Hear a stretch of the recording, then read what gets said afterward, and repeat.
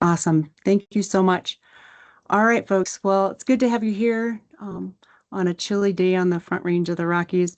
Um, as I mentioned, I'm Kristina Quynn, Director of CSU Rights, and I'm here with Lynn Bruning, who's from the Research Acceleration Office. And this is a webinar that's part of the Early Career Grants Program. We're going to be talking today about grants and GenAI strategies and guidelines. A little bit about CSU rates, and I didn't include actually a slide on the RAO, but how AI fits within our kind of purview is we work with researchers across the career span, and we look at where it is that researchers kind of get stuck in their writing and support and facilitate improved writing skills and development. If you think about where AI fits within your work and your professional development and your own skill building, well, that's why we're here talking about this in relation to grants and AI. Specifically, we're going to be talking about some of the expectations for funders, how you use and what's allowed for Gen AI use in your proposals. We'll also talk a little bit about some strategies on how you can track and log and even prompt AI and some resources. I'm going to start with talking about developing an AI use compass. I think that this is imperative for you as an individual researcher and investigator. If you are leading a lab or if you're part of a lab, this is also something that I highly recommend. And I'll share some resources that are available on the CSU Rights website about that.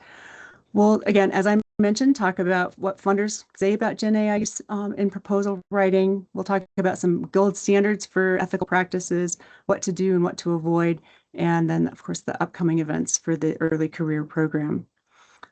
AI Compass is simply something that is largely internal, but it can be related to external guidelines. So let's take a look at what I mean here. If you go to the CSU Rights website, there's a page on AI guidance, and there are AI Compass resources there. But basically what you're doing is getting a sense of the coordinates for what are who are the major players who are going to force you to comply with certain guidelines about AI use during the time that you're doing a research project or writing your proposal in this case, or a manuscript for publication. And what you want to do is figure out where your guidance is coming from internally from the institution that you're working with funders, and we'll take a look at kind of the compass more broadly. But these green bulleted things here are links on the website. So the handouts that I'm going to be showing you are PDFs that are linked there. If you are having a difficult time accessing them, I'm happy to send them to you. Just email out. CSU has some guidance on generative AI tools that are available here and their use. Please note that there are only 2 that are currently sandboxed and protected for CSU in kind of internal use for researchers. So that is CSU GPT, which was just rolled out. It's largely used for operations and you can create agents, and I have not explored much with it. I do know that there are conversations about having operations like Office of Sponsored Programs or other places that are related to management, grant management, developing some sort of agents and working through CSU GPT. So I think that could ultimately be quite useful institutionally. And then for your writing, for your grant writing, Microsoft Copilot is the only one that we have sandboxed currently that is approved to protect your proprietary information, pre-published data, and other things. So just note that if you are using Copilot, you have to be logged in with your CSU Net ID, or you're probably not using the sandbox CSU version. So those, again, are the only 2 that are approved at CSU currently for handling sensitive data. And you are allowed, however, to use other versions, but we'll take a look at some of the guidelines and requirements from funders in a moment. This is why I think it's important for you to kind of look at multiple places of kind of influence on your decision-making about AI use before you start using it regularly for all things proposal writing, right? So consider what your kind of internal guides are and some of your external guides. Your internal guides will be more towards your professional development and other things. But your external guides are the research institution itself. You're going to have to be in compliance with what CSU allows. We do have resources, of course, here at CSU with TILT and CSU Rights in the libraries. But your funding agencies will also have directives and compliance with their rules and regulations for how you can use GenAI in your proposal writing. You also likely have professional associations that have guidance out there that may include AI within your research broadly and how you would be able to incorporate different types of either general language or general AI and large language models, or anything that could fit within the deep learning or AI under that rubric of AI. Lots of associations now are coming out with guidance for scholarship.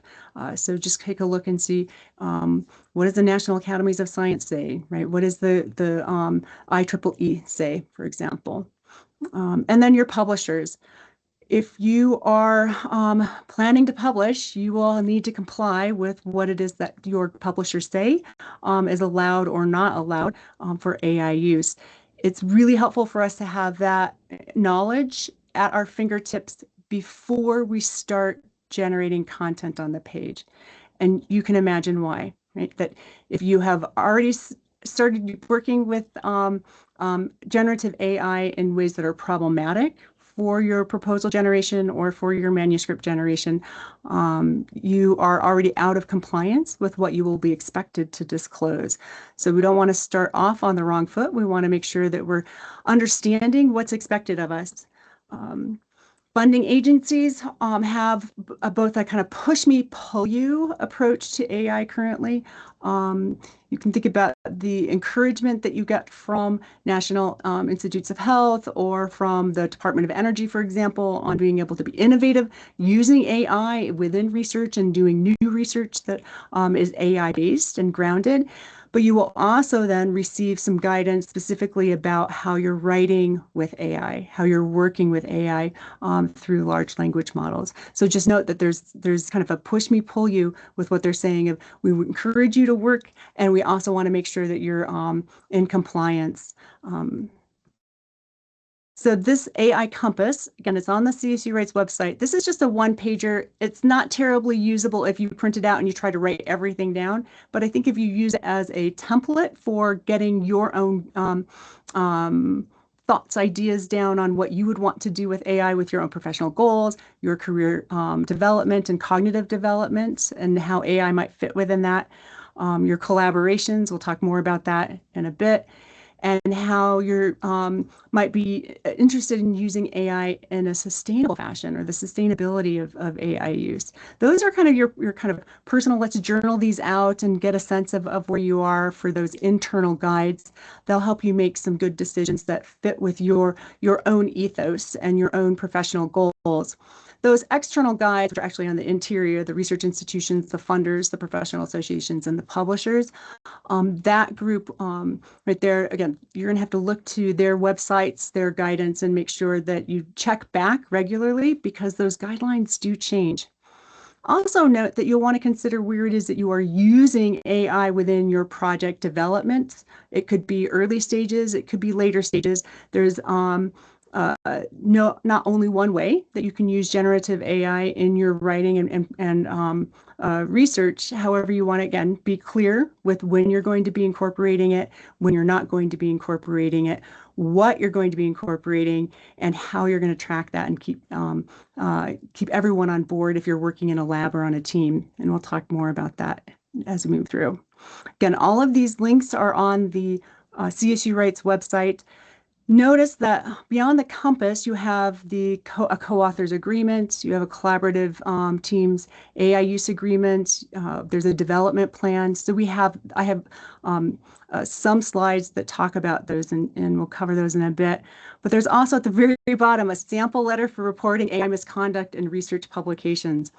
At this point, we are being slammed with AI slop. So if you are you're pulling together a literature review for a proposal and seeing what's the latest and the newest work that's been done out there, it's quite possible that you're going to be pulling in papers that have manufactured citations, perhaps manufactured data or other issues or problems. It's becoming increasingly common. So take a look through and make sure that you're double checking anything that you're using as a reference or a citation in your work. And if you find that something is off, you should contact the editors of that journal and just make sure that folks know that there's a problem with that article. Until we start reporting it, until editors are aware that there are problematic publications out there, they're unlikely to retract them or have them corrected. All right, so let's go to funders, and we're specifically talking about federal funders within the context of this session, but the advice that I'm giving is general enough to fit foundations or other agencies. So just know that we're just going to be talking about federal right now. Again, that information, you can find some on the CSU Rights website. But I think in general, it's kind of the wild, wild west for GenAI use in research and research writing. We're not exactly making up the rules as we go along. Again, that compass gives us some place for being able to situate ourselves in relation to existing guidelines, but those guidelines are moving and changeable.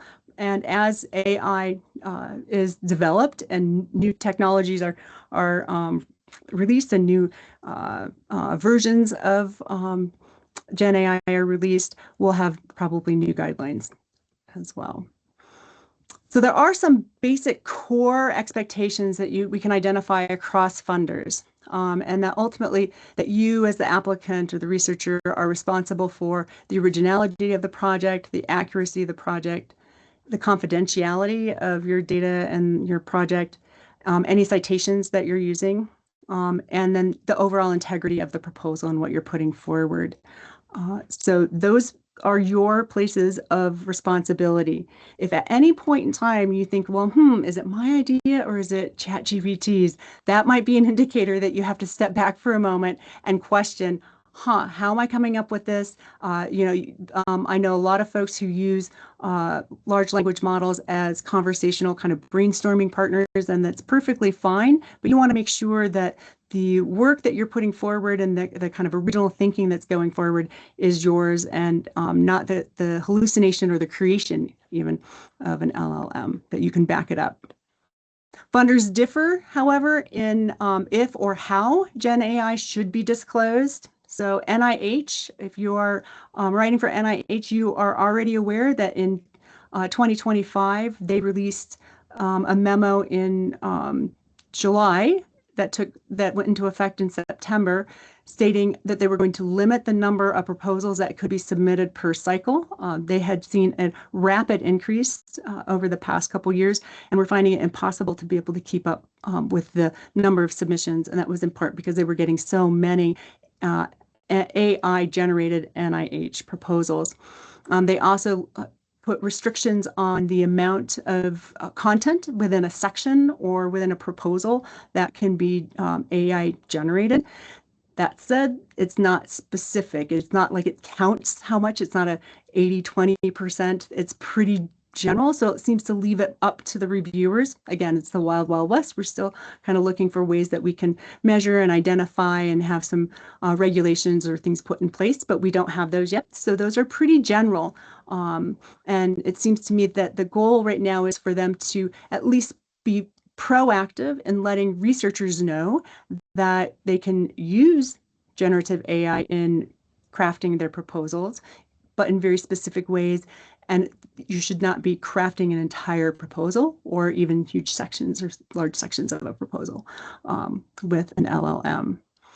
NSF, they encourage proposers to indicate how generative AI was used within the proposal for preparation. You are also asked to disclose, and we'll take a look at a disclosure statement in a bit. NASA, they want you to cite the tool, the name, the version, the date and time, perhaps when you're using this, and a description of how it is that you're using it. So think about if you are writing a proposal for NASA and then you need to disclose your generative AI use. If you have not yet been tracking, it's really important for you to know that that's something that they're going to ask for when you go to submit. Department of Energy, thinking about that their proposals. They have great advice, but it's tied mostly to their notice of funding opportunities for requirements and applicants. We'll take a look at some of their language here. I already mentioned the NIH memo that came out in 2025. As far as I can tell, I haven't seen updated general notifications from NSF, but they do specifically mention the use of generative AI in proposal preparation. And they just say that proposers are encouraged to indicate in the project description the extent to which any generative AI technology was used and how it was used to develop their proposal, and that they may publish further guidelines as needed. Again, keep checking back to see if they've changed their guidelines. NASA, if you look down below, says that it doesn't prohibit the generative artificial intelligence tools such as ChatGPT or professional human writers. However, proposers and grantees must acknowledge the content is not the creative product of the proposal team. Thus, any material contained in the proposals or reports to NASA that is not the product of the team must be cited. Either the name of the professional writer and statement describing to which the portions of the document they contributed, or if AI is used, the name of the program, the version number, the date, right? So being aware of your funding agency's requirements will be essential before you even put fingers to keyboard and start working on that project. All right. So commonly accepted uses of GenAI tend to be brainstorming, kind of possible language for your ideas and just kind of batting around ideas. It is not, however, for idea generation. Again, the ideas need to be your own. But if you are using a chatbot as a conversational partner and just kind of tossing around some ideas and thinking about things, it may spark some thoughts that you're like, oh, wait, I hadn't thought about this. And then you can go to your literature, or you can go to your colleagues in the field and have conversations that can further establish those ideas. And it takes a long time, right, to move science forward in ways that are specialized and productive.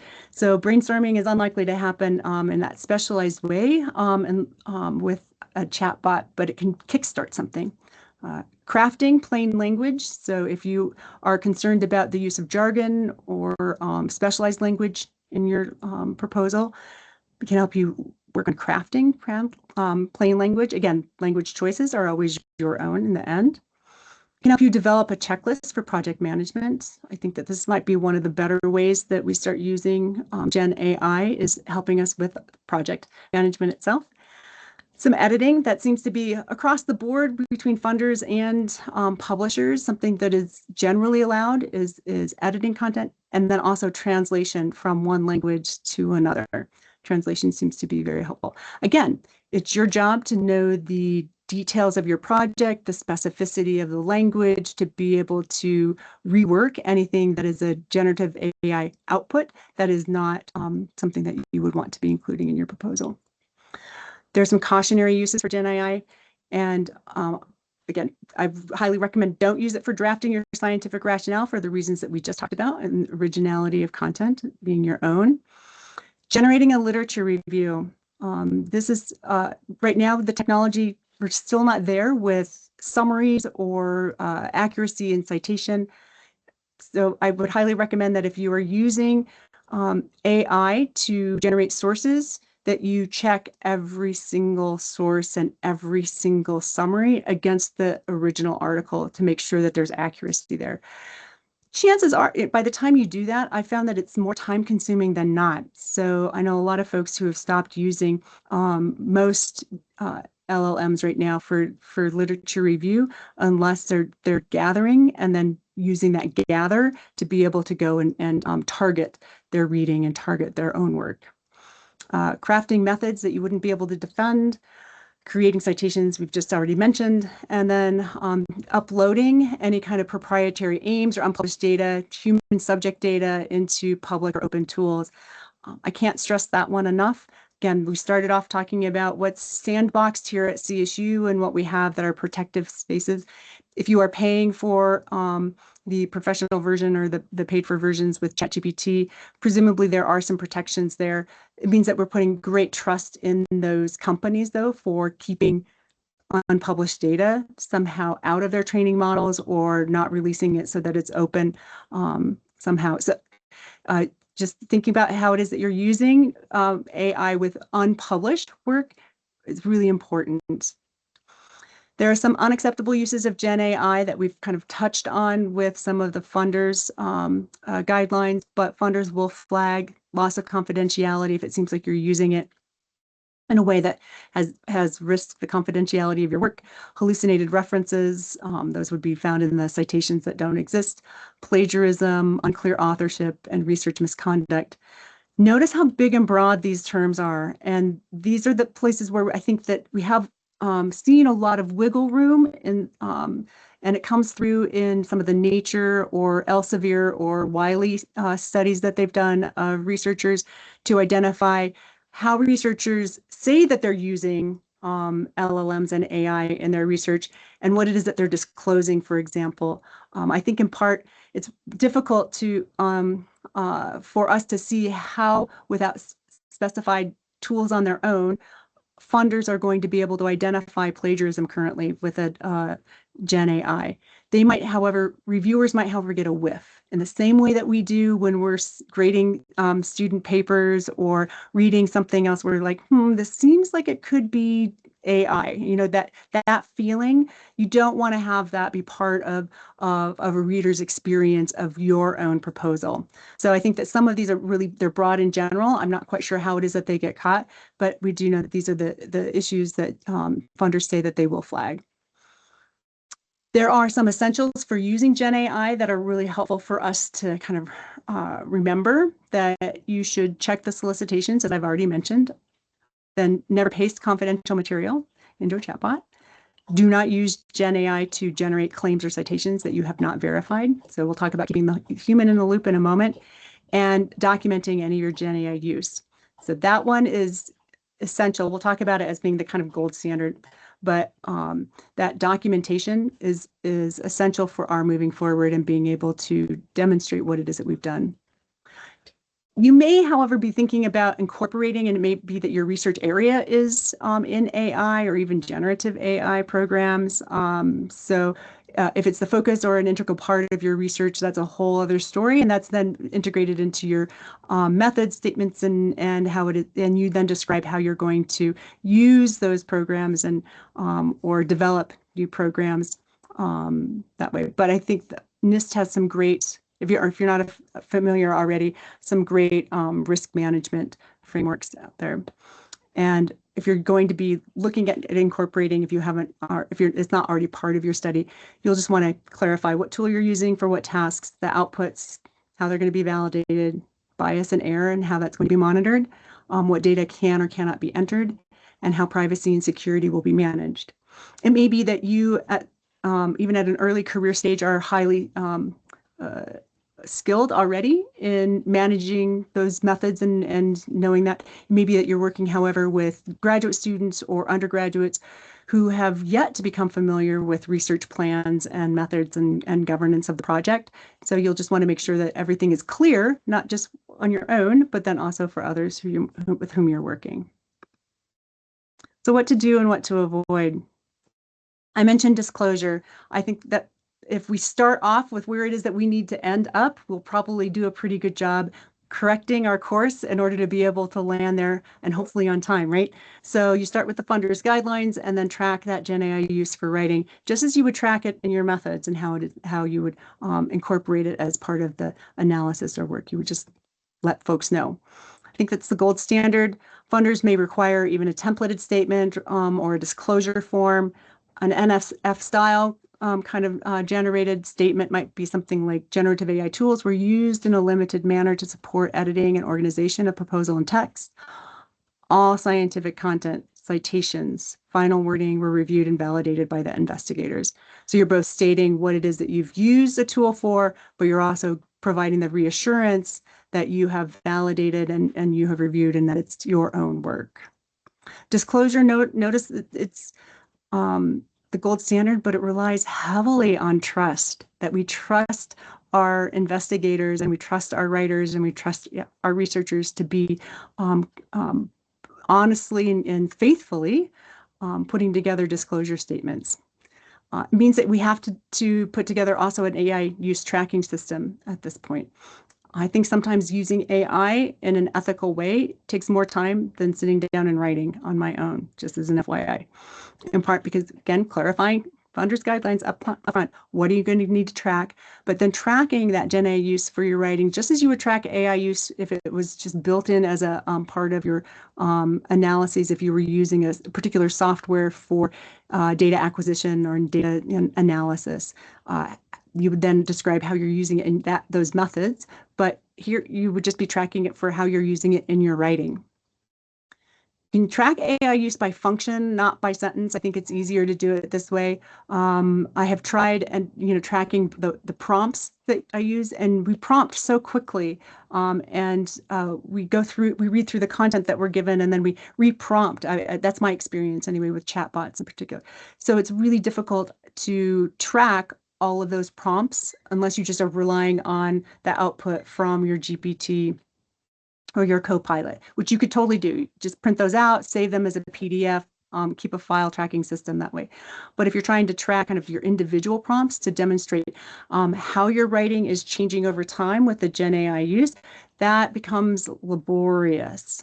So just tracking according to the function is really helpful.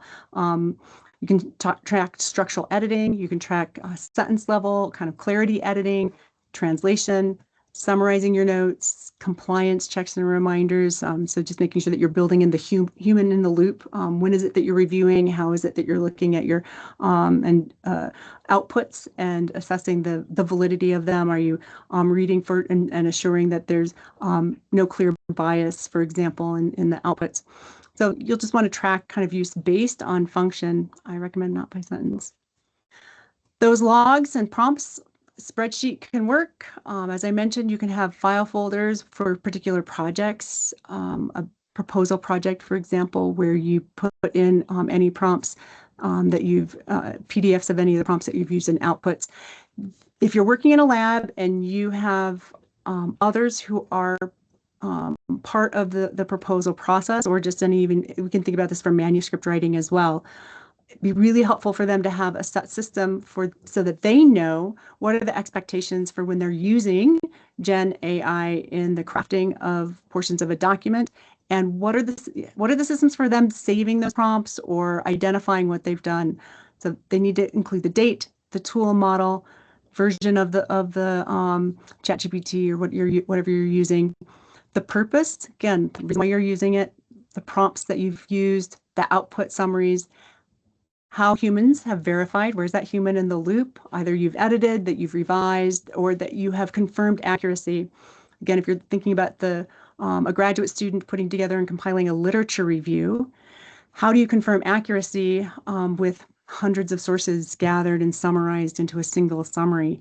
It's tricky to tease that out. So looking for systems and having conversations about how you're pulling out and clarifying what's accurate or not would be really important. And then source citation verifications, and making sure that all your sources are really sources and not hallucinations.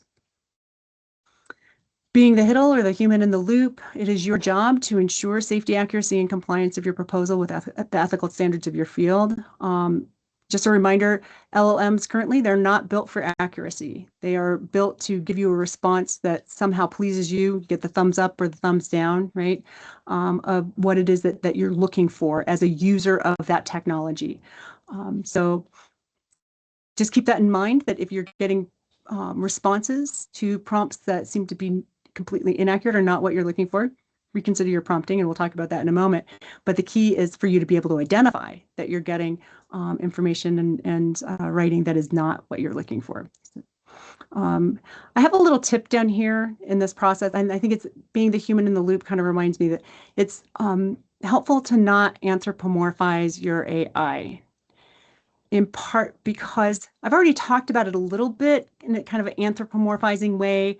I had the Wild Wild West characters, right? This kind of robot human looking things.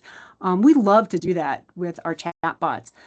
That's what makes LLM so amazing, is that in the whole kind of sphere of AI type machine learning and deep learning kind of programs, LLMs are are super compelling because they mimic human speech in ways that we haven't seen the mimic of human behavior in other types of models. Because of that mimicking human speech patterns, it's really easy for us to become attached. And we've known for decades, early studies with chatbots showed that human beings tend to get attached to their computers and to the text on the screen. But the more I think that we can keep a little bit of distance and remind ourselves that we are using a tool, that we are not listening to a conversational partner who has an area of expertise in the field, that if we want to be running ideas past experts, that we really need to be seeking out the experts in our field and having conversations with them, that our initial kind of brainstorming or putting ideas together or editing through and just making sure that our ideas are arranged in a way that's logical and makes sense. That's getting some assistance from a program that has that capacity to be able to provide that support. Those programs, the software programs, don't care about us. They don't care about our career trajectories. They don't care about us in the way that mentors and other experts in the field do. So yeah, just take care. It's a little tip. There's a dog in the background, if you can hear him, sorry. So here's some tips for using and prompting generative AI kind of LLM chatbots for your proposal writing. Select the appropriate program thoughtfully and alignment with the CSU policies, with your funders' guidelines. Start with your ideas first. Clarify how GenAI can help improve your proposal draft. If you are not yet clear what you're going to be asking the AI to do for your writing, just step back for a moment. And if you're just like, no, oh, it's messy and I don't like it. Well, stop and, are you asking for them to look for gaps? Are you asking it to look for ideas where they could connect better, to create better flow between ideas? So thinking about what you're looking for is really helpful, just stepping back for a moment so that you can ask it clearly. And then tell the chatbot who it's supposed to be. Now, this is tricky because I just told you don't anthropomorphize your AI, and yet most LLMs seem to respond well to being told that they're supposed to be some sort of human reviewer, human expert, whatever the thing is that you're asking them to speak as. So you can play around, and so many of you, I'm sure, have experiences where you've told a chatbot to pretend to be an 8-year-old or other thing, tell you a story in certain ways. So it's helpful to let it sets some parameters around the LLM for its output. And then you need to always assess the validity of what you're getting back and track. Here's a sample prompt of what I'm talking about. So I'm preparing a broader impact section of an NSF career proposal. Please review the paragraph below and suggest edits that improve clarity, readability, accessibility, perhaps for the reviewers from multiple disciplines. Focus on reducing jargon, improving sentence flow, clarifying the social impact, because that's part of the broader impact's purpose, and maintaining the original meaning and activities described.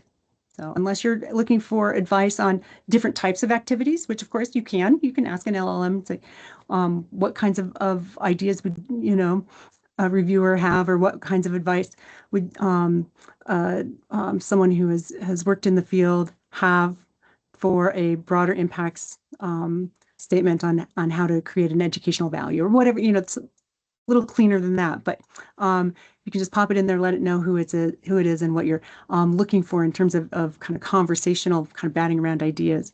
You might find it easier, though, just to reach out to Research Acceleration Office or get connected with others at CSU who have done things like with Little Shop of Physics or some of the museums in town or other classes in schools to just get a sense of like what people have done, for example, without going through AI to do it. Notice I recommend don't introduce for your prompt, don't introduce new claims, programs, or references, right? And suggest only edits that will improve the readability. And then below is the paragraph. So what you're setting up here is the confines for the large language model to know who you are, what the goal of the paragraph is, what they're specifically going to be looking for and doing. And then you also tell the limitations of what they're not to do, right? What that LLM is not to do. If you're looking for some kind of quick takeaway handouts and guidance, and these are from our recent 8 kind of mostly easy and kind of practical things to do with AI, approaches to using AI ethically. These are on the CSU Rights website. And there is on the back side of that handout a guided reflection for you to identify your AI use principles. And I think that both of these work really well with helping you identify how you're going to be using it in advance. There are also some additional handouts there that I mentioned earlier, an AI lab use development plan. So if you have a lab that you know you've got graduate students, you may have undergraduates who are interning with you, you may have any number of folks across the career span in your lab, and you're not quite sure where folks are. And when you introduce the conversation, most people tend to look at their shoes because they don't really want to be called out for using or not using AI. It could be helpful to have just a worksheet. This is a front and back as well, and setting up some topics for discussion on what it is that individuals see so that they can get grounded in what they're thinking and what they imagine would be most useful for the lab. And then you can have conversations about, in reality, given your lab and kind of its constraints and what you do, what's best practices, what's useful for you in your forays into large language models or AI in general. Some of those things, and this is focused specifically, by the way, on writing, but it could be more towards other methods or other things that you're looking into with data, for example. But notice there's also the development plan where you can identify what actions need to go with being able to use certain types of AI at particular stages of a project. And then who would be best to lead that action and by what dates. It also helps you identify planning for training. Does anybody need to be trained on best ways to use it? And you can also put together some sort of statement for thinking about the compass and the ways that we put together principles and guidelines that help us engage individually on our own with our projects and our proposal writing. We could also think in general for our lab. And so something like defining a lab statement of like any substantive GenAI use in funded outputs should be logged, reviewable, disclosable, and made ready to be available if requested by the funder, publisher, institution, or IRB. This covers a lot of kind of places where you need to be in compliance with certain regulations. So wherever those regulations are, this is just an example, but you could put together something that works for you and your lab. You could do this here for proposal writing, but you can do it for any kind of output for manuscripts and publications. Chances are you're going to be working with co-authors. Very few of us any longer are single authors unless we're in the field of humanities. But if you are co-authoring, you want to make sure that you and your co-author or multiple authors are on the same page with AI use. And so this agreement, it's also on the website, but it gives you a template for it to identify when a platform would be most useful, for what purposes, and the explanation or the qualification. Notice how this gives folks some choices to make, perhaps on what they're going to be using and when they might use it, but also the explanation and the qualification. It puts some guardrails up as well. We had a workshop a couple years ago where a faculty member said that he'd been getting writing from a collaborator that he'd collaborated with for almost 20 years. And he said all of a sudden it sounded different. It didn't seem the same way. And he mentioned that his collaborator had a new graduate student in their lab, and that maybe that was part of it, but he didn't know how to bring up, since it seemed like such a sensitive issue, how to bring up someone else using AI in ways that seemed kind of undermining or not clear. And we just said, let's use a template. Let's put it together so that you have a place to have a conversation with your beloved collaborator for all of these decades, right?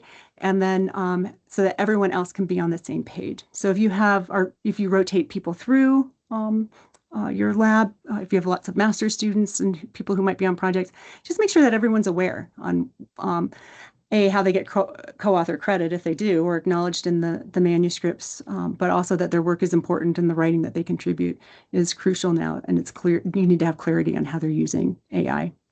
There's also then a lab agreement and team agreement. This one's pretty extensive. I think it moves into like 4 or 5 pages, but it makes sure that you have places for conversation and lots of clarity if you've got a large team on how you're going to be using AI in your projects. So I already mentioned how it is that this explains kind of qualifications and limitations of what's available, how you might use it, if it's secure or if it's not. And that if it's secure is crucial for you to identify if you're applying for funding. All right, so some of our takeaways before we open it up for conversation are investigators need to remain responsible for all proposal content. AI cannot be listed as an author on proposals any more than it can be listed as an author on manuscripts. Confidential information should not be entered into public AI tools. Citations and claims must be verified. You should be tracking your AI use, disclosing your AI use, and agree in advance with your collaborators about AI use. Oof, lots of directives, right? All right, so what's next in our early career grants program? Just a couple of heads up. We've got the webinar on the 25th with Lynn on structuring your project narrative with RAO, and I'm sure she'd be happy to say a few words about that in a moment, but it'll be a great one. This is a new edition in part because of what we've seen over the past few years, so it's a good one to attend. NSF proposal strategies with a guest, Burr Zimmerman, who will come in and talk about career proposal strategies, but ultimately I think it can be helpful if you're applying for other grants as well, kind of like this one. And grants at the sentence level, that's something that I do with Jeff Willis, who's in MIP. He's now chair of Environmental Radiological Health Sciences. And we've historically done a special aims page, and he goes through and reads it as a reader, and I read through it as a literary critic and someone who does sentence level work. And we kind of identify like why it's working, why a grant proposal for a special aims page wouldn't be working. All right, so I'm going to open it up for a little bit of conversation, but feel free to reach out if you want to. You can feel free to email, but I'm going to stop sharing and let's open it up for some questions that might be burning for you behind the scenes.